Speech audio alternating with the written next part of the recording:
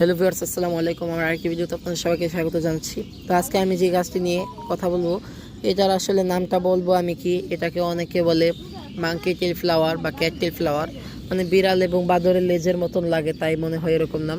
আবার অনেক জায়গায় এটাকে বিনি সুতার মালাও বলে। আমি যেখান থেকে সংগ্রহ করেছি, যার বাড়ি থেকে, তারা কিন্তু এটাকে বিনি সুতার মালা বলে ডাকে। আর সত্যি কথা বলতে কিন্তু আমি বেশিরভাগ গাছই সংগ্রহ করি, গাছ খুব কমই আছে যেগুলো আমি কিনে আনি। আর কিনে আনা গাছ না, সত্যি বলতে গেলে আমি অনেক সময় টেকাতে পারি না, নষ্ট হয়ে যায়। আর যেগুলো মানুষের কাছ থেকে আনি সেগুলো মানে কেন জানি না, সেগুলো ভালো থাকে গাছ। তো এটা কিন্তু আমি একটা কাটিং লাগিয়েছিলাম, খুবই ছোট কাটিং। আর বেশ কয়েকটা চারাও করেছিলাম, অনেককে দিয়েছি, অনেকে অনলাইন থেকেও নিয়েছে আমার কাছ থেকে।